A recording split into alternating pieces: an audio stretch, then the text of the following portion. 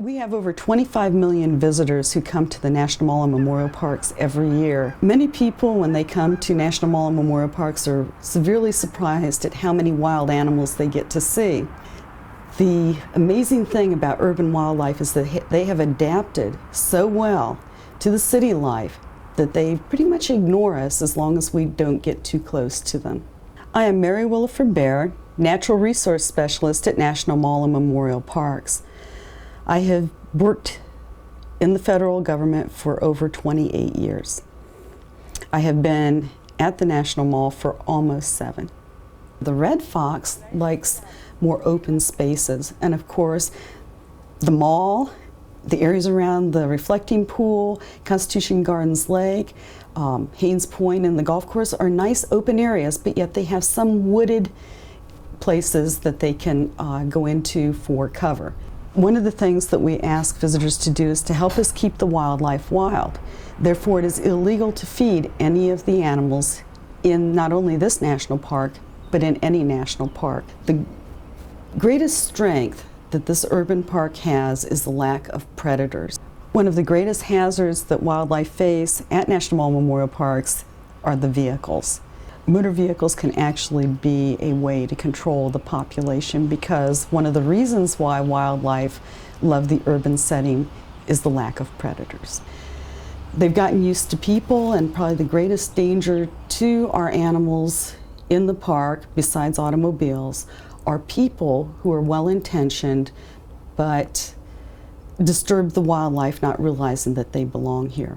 That the birds and other wildlife who have decided to raise their young in the city are able to do so, but because the parents tend to be afraid of people, they will be close by, they just won't be evident to the visitors.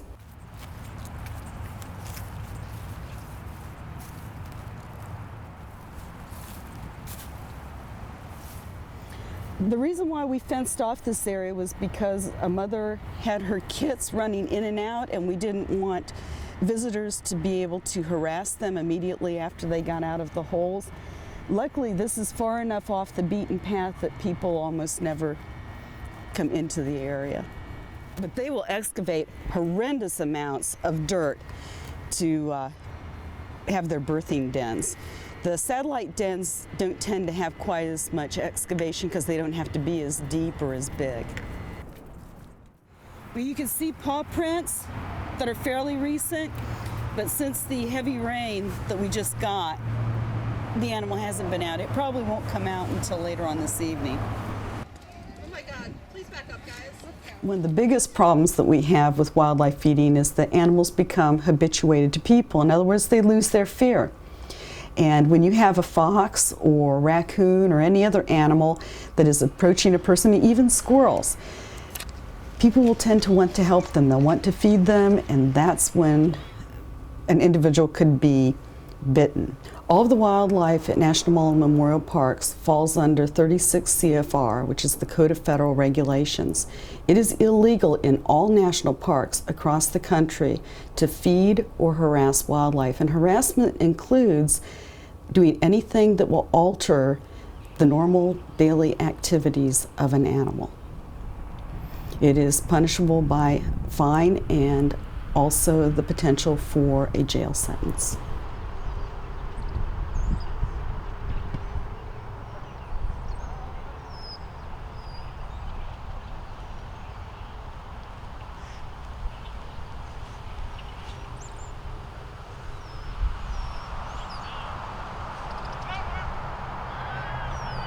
This particular fox den was active back in 2009 and 2010, and what we had to do was remove some of the soil that she had excavated because it was almost totally covering the walkway, and people were unable to do their morning runs because it was muddy.